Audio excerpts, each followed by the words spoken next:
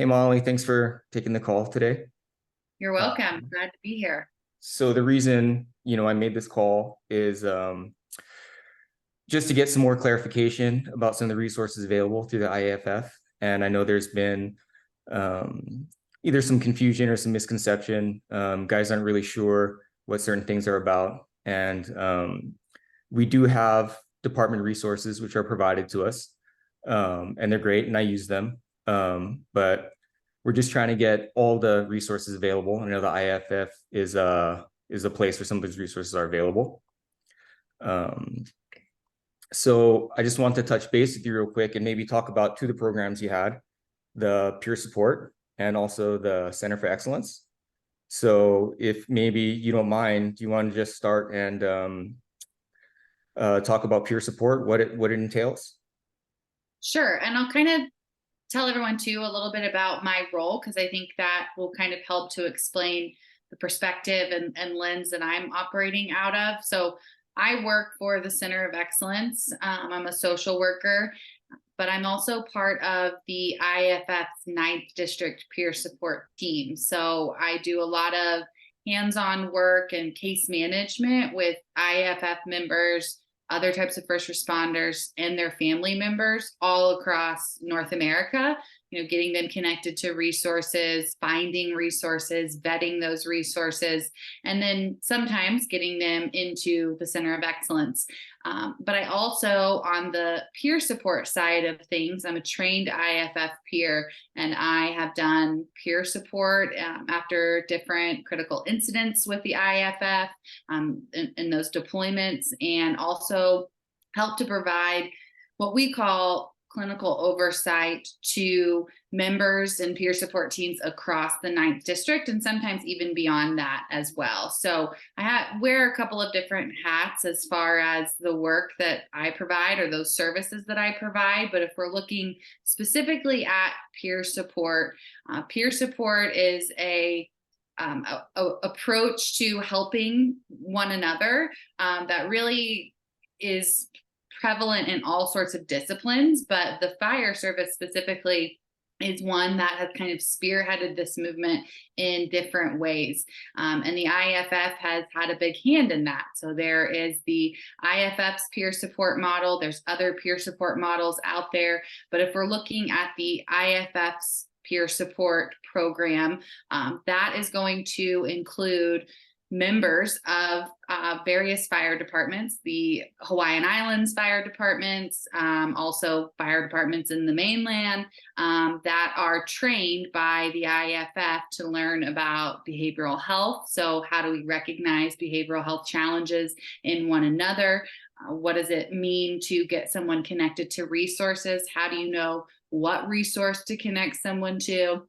And then also, how do you continue to follow up and support that person after a particular issue has been identified? And those quote unquote issues or challenges really span the spectrum. It could be everything from a marital issue to a stressor with your kids or finances, or maybe something more diagnosable, like a disorder of some kind. Could be depression, an addiction issue, suicidality, and then of course occupational related stressors or challenges that may look like PTSD. So it's these trained peers, they're trained in behavioral health, and the sole purpose is to help one another. And since this critical incident there in Maui, these fires, the IAFF peer support deployment model has been activated. And so what that means is the IAFF at the highest level at headquarters has put together various deployments. So your members probably have come into contact with some of those IAFF members who have come just to really provide essentially psychological first aid. So check in, see what's going on. How are people doing? How are things going on at home? Are you feeling irritable? Are you not getting good sleep? Are you meeting your kind of basic needs?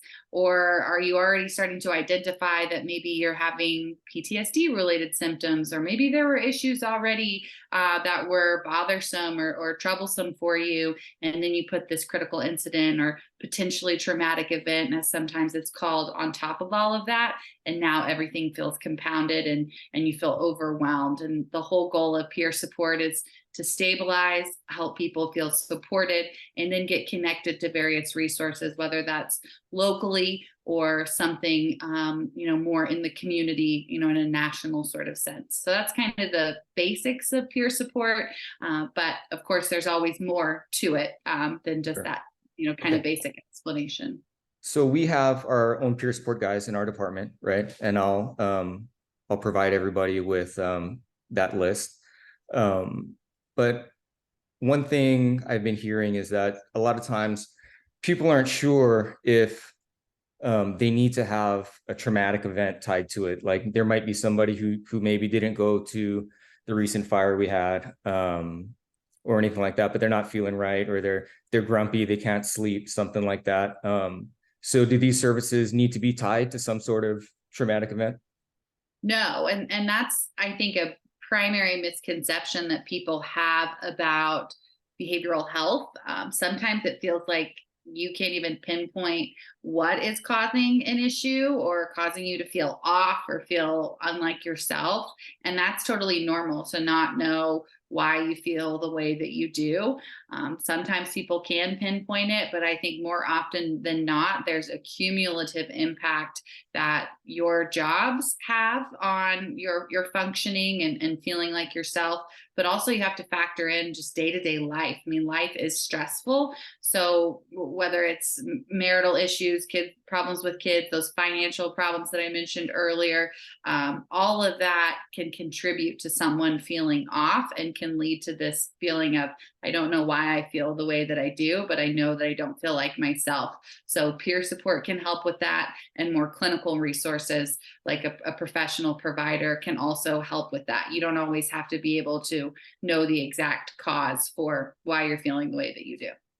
Okay. And if someone for some reason would rather not go within our own network, talk to one of our guys, one of our peers, are there other peers available through the IAFF that they could talk to a little more anonymously?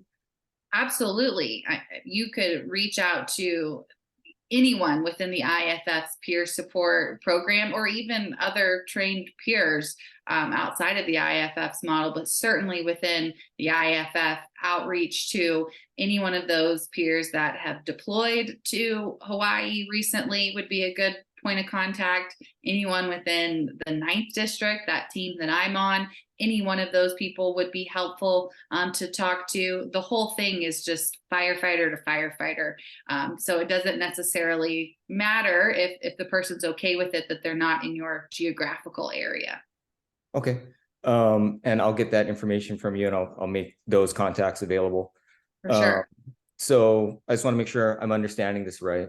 If you feel like you have some sort of issue, or you're not quite right, or you just want to talk to somebody, or you just want to check it out, you can either contact one of our guys, or you can contact one of the national guys, have that conversation. And if you guys feel like there are more resources that are needed, whether it be someone with a higher level of training or some other resource, you guys will be able to help them making those connections and connecting the dots. Yeah, that's a whole module in the peer support training, is how do we recognize that this is outside of my scope as a peer supporter, and how do I get someone connected to that higher level of care, is kind of how it's described. But that next person that can be of service to you and help with that particular challenge. Perfect, thank you. And I know one of those services kind of that you guys also provide is the Center for Excellence. And there's a lot of, I think, a lot of misconception about the Center for Excellence. And maybe we can talk about a couple of those things. The first thing that I always hear from people is that it is a drug rehab facility and not a mental health, maybe post-traumatic stress facility. Mm-hmm. I can clear that up for sure. So that is a common misconception. And I think the reason for that is because when people think of rehab, they think of drugs and alcohol. And the reality there is there's multiple different kinds of treatment facilities. The Center of Excellence is a mental health primary treatment center and a substance use primary treatment center. So if you really break that down, that's kind of some clinical sort of jargon, or what I'm going to go into is kind of more of that clinical jargon. But basically, what it means is a treatment facility can have multiple license, and we hold two primary license. We hold a mental health primary license and a substance use primary license. So people can admit for a combination of the two, which is not uncommon, or they could admit for mental health primary or substance use primary. Now, I would say the latter, substance use primary, there's almost always a mental health component there. So we treat co-occurring issues like that, but we also treat people who have an occupational related stressor. So maybe they are able to tie it back to a 20-year career, let's say, where they've experienced cumulative traumas throughout that time, and they know that it's occupationally related. Or maybe they are struggling with depression or grief or anxiety or any other diagnosable condition, and maybe they can't tie it to the job, and that's okay. We see a whole variety of reasons for admission. Essentially, anything that falls under the behavioral health umbrella are things that we can treat. Perfect. Another thing I hear is I don't want to lose my freedom. I need to go get committed for 30 or 45 days and I can't leave. What do you have to say about that? I think that sometimes there's good reason for that. Sometimes people do have extenuating circumstances where it doesn't make sense to leave home. But I think more often than not, if someone is in a way in which they are struggling to function, their sleep is severely impacted, their appetite or their social lives are impacted, and maybe it's not all of those things, maybe it's a few of those things, but overall they don't feel like themselves and they're not meeting their usual responsibilities to the degree at which they usually do, they probably need a higher level of care and some time away from their stressors and their triggers. I know the word trigger has a bad rap, but those things that stress you out, those things that give you anxiety, those things that bum you out, some time away from those can really help you to lay the foundation in what's called recovery. And you could be in recovery from substances or from, mental health related challenges, but it gives you that footing to go back home and be successful in an unchanged environment. And that's really the most difficult part of recovery, whether you're doing it locally or at a place like the Center of Excellence. To become a changed person and sustain that change, you have to have really solid foundation in, putting those practices and skills that you're learning into play. Something that our executive director, he was a member of the Army or an Army veteran, and he meets with each one of our clients. He's a really cool guy, comes from a family of firefighters.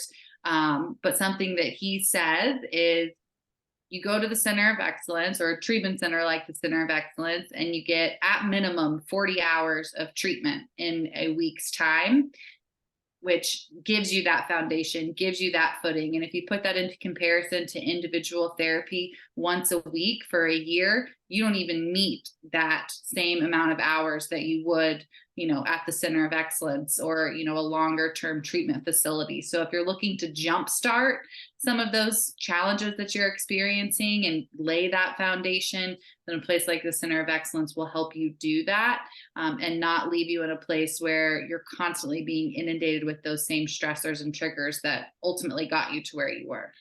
Okay. And to be clear, the doors aren't locked. You can leave if you want to, right? Okay. No, it's a completely voluntary program. And just something else to add to that, you get phone time every day. And that includes FaceTime and, other virtual, settings where you can chat with your family. You can also have access to computers. We know many firefighters oftentimes have second and third jobs and other, things that they need to tend to while they are away, and we allow for that. So we make sure that people are able to have their cell phones when needed, talk to their families, and get business done that, would otherwise not get done if they were totally absent from technology. Awesome. Thanks. One other thing I hear all the time is that it's very expensive.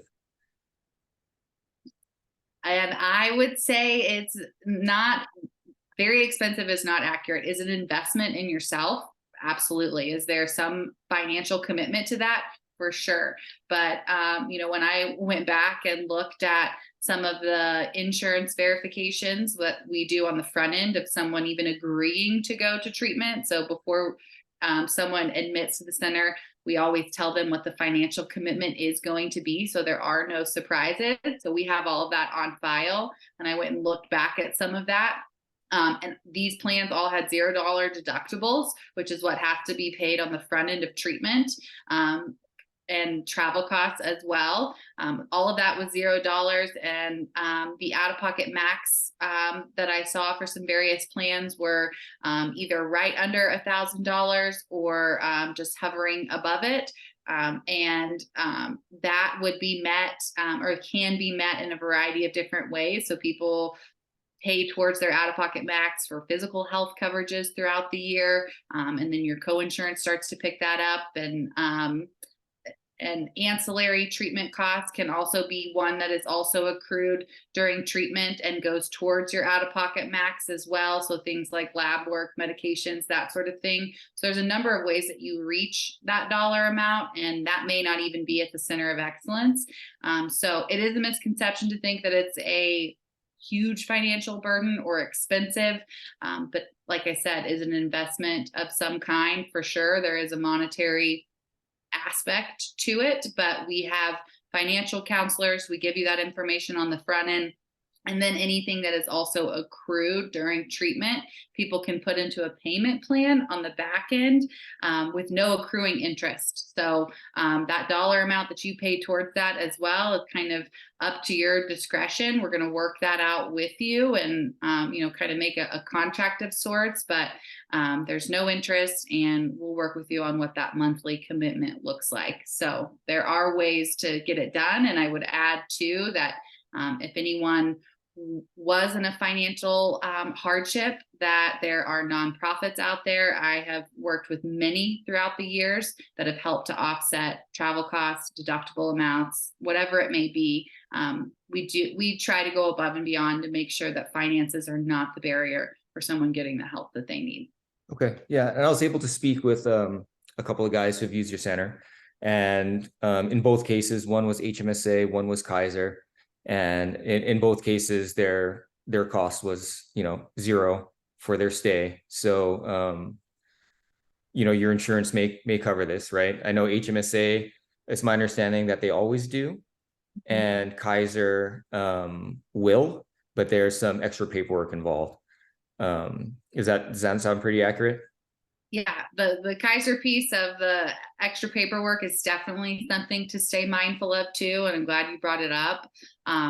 There are some extra kind of hoops, if you will, that people need to kind of walk through before being able to access care, but we are successful in what's called a single case agreement because there is no other firefighter specific treatment center. So justifying the need for that is fairly easy. And Kaiser has recognized that, but there are some steps that need to be followed prior to admission. And depending upon how quickly someone wants to get to the center of excellence, that will ultimately kind of dictate how fast Kaiser moves as well. But it's essentially calling your behavioral health division there within Kaiser, requesting an appointment with a mental health provider, whether that's a therapist or psychiatrist. Sometimes a primary care physician can also do it, but basically they write a referral to the IAFF Center of Excellence based on your request for that.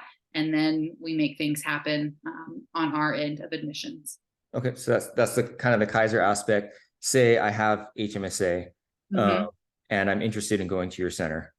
Do I need to be evaluated by someone before I call you? No, no. So that will work in kind of the more traditional sense. So you would just call our admissions department and speak with one of our intake coordinators, and they would collect your insurance information right off, your insurance card. So you'd want to have that handy. They run your benefits, and that usually takes anywhere from an hour to maybe 2 hours, sometimes less than that. Just kind of depends upon how quickly we're able to get a hold of, the provider, the insurance provider, and kind of what our call volume looks like as well. But usually we move pretty quickly. We'll call you back and we'll say, this is what the deductibles, out-of-pocket max, co-insurance, all those financial figures look like. Let you make that informed decision of if that's, something that you can do. And then we'll get someone scheduled as far as admission times, dates, flights, all that kind of stuff. All right. And is there an admissions process where somebody calls, they're not, don't feel like they're doing well, where somebody decides whether they feel like you are in enough need for this type of facility?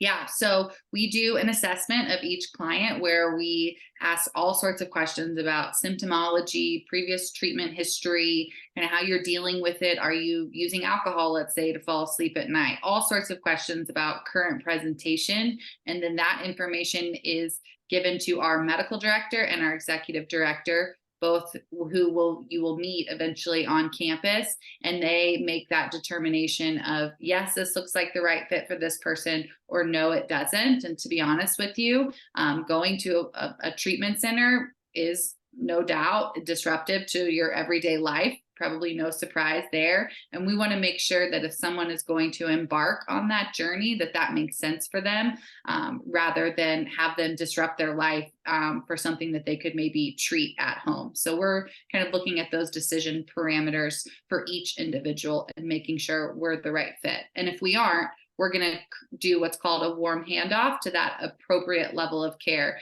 And that's kind of where myself and some of my other colleagues come into play. We will call around to local providers that we know or think might work with first responders or have that experience. We'll vet them. We'll ask them all sorts of questions about their experience, their approach to treatment, make sure that they're legitimate, and make sure that they, meet the preferences of that person. Are they a male or a female? Sometimes people prefer one or the other. Do they take your insurance? Do they have immediate availability to get you seen? And then we connect the two. So the firefighter with that provider based on, those preferences that person has and the fitness of that provider for that person. Perfect. So if someone just is wondering if it's right for them, they can make that call and they can get some help navigating that, that decision. Awesome. For sure. Yeah. So the last thing I want to talk about, because we're going to start running out of time here, is I've had a lot of people approach me who want to help somebody, who want to be there for someone, and they maybe just don't know what to do, don't know where to start. And I saw you have some online classes available. One I saw was the Helping Members in Recovery, and there's also a behavioral awareness course. Could you say something about those? Yeah, so those are webinars that we, myself, started in May of 2020. And since that time, we've covered a lot of ground, lots of different topics, whether it's, those ones that you mentioned, or maybe it's, more reflective ones about kind of looking at yourself and what may be going on. We have clinicians come on as well and talk about different things, but they're all free webinars, and we've recorded each one that we've done since that May of 2020, and they're all on our website, and you can watch them at your leisure. You could watch it all in one setting. You could come back and watch it later. But they are there for you all to watch and share with your family members, share with whomever, and maybe use that as a guide in some of what we're talking about today. But I'd also add too, if you are helping someone or trying to make these connections and you need to consult, you can always call me as well, as that peer supporter and as a clinician myself. I'm always up for having those conversations and, kind of help you to determine if you're on the right track or maybe what direction that you should go. So there are a lot of resources available. Great. I'll try to get some links or something connected so people can go check that out. Is there anything else you wanted to add?